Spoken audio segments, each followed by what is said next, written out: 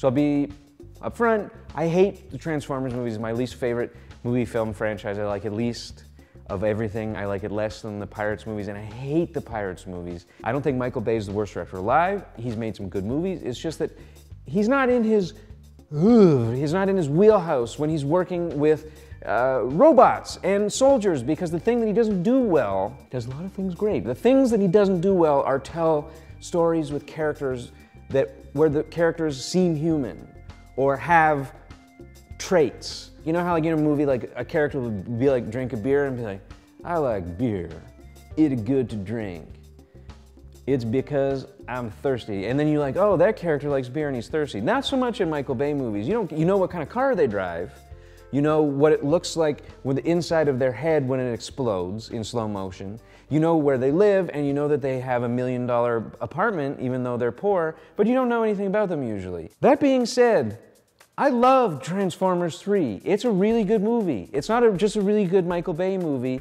It's just a really good summer crazy blockbuster over-the-top thing. It's got these moments, these true Michael Bay moments, the things that you kind of have to rip away all the crap from the rest of his terrible movies to get at, which are these compositions of these crazy, slow, balletic, geometric shapes, just destruction. In this case, it's this crazy shockwave worm Decepticon that rips apart, you know, Chernobyl and rips apart downtown Chicago in slow motion, animated with the most stunning CGI I've legitimately ever seen. And these kind of awesome compositions of just kind of geometric beauty, of shapes interacting with each other in this really kind of ecstatic, painterly way. And then on top of that, it's got a super hot chick, it's got a bunch of explosions, it's got funny, wacky robots, all of which the first two had. But the weird thing is, this is like somebody sat him down. It was like, yo, Mike, you got it so right. You got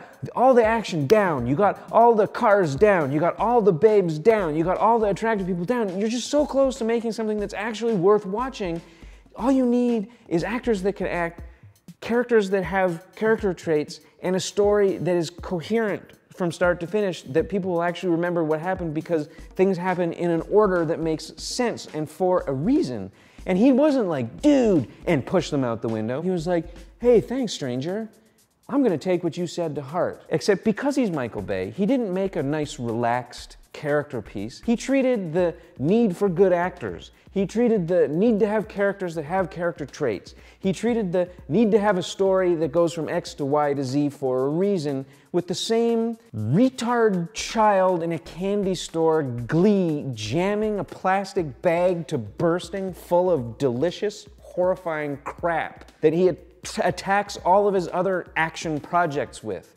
Every actor, and there's a bunch of really good actors in this movie, was apparently told to pick a crazy physical characteristic like too much of a tan or too short or a weird way of drinking milk, and was told to just go crazy with the character stuff. There are moments in this film that are weirdly experimental from a character sense, from a what you're actually watching happen on screen, as anything that I've seen in years watching kind of weirdo experimental movies at the art house cinema. And I'm not joking, this middle chunk of this movie between the opening action and the end action is deeply weird because Michael Bay just went nutso on the character stuff. It's messed up, and it's really enjoyable, actually. It's not a perfect movie, but a pretty good summer movie. That same kind of spirit, that same kind of so much delicious stuff that you kind of want to puke, but you kind of are impressed that you're taking it all in without puking, and then you feel like you've accomplished something. That same spirit of just so much raw deliciousness compiled into just the most disgusting, hideous, overconsumption amounts is the spirit that also animates the videos that you should watch instead of Transformers 3 this week if you don't want to go to the theaters. And that's the spirit that animates the videos of the guys behind Epic Mealtime, which is at www.epicmealtime.com. If you don't want to go to the theater, and hey, it's a long weekend, I understand why, it's Pride weekend, if you want to be at home, you don't want to be in a theater, be outside, you know, take your laptop and go watch Epic Mealtime videos. They're hilarious, and they have the exact same Michael Bay approach to making food as Michael Bay does to making, is it technically cinema? Or has it transcended that?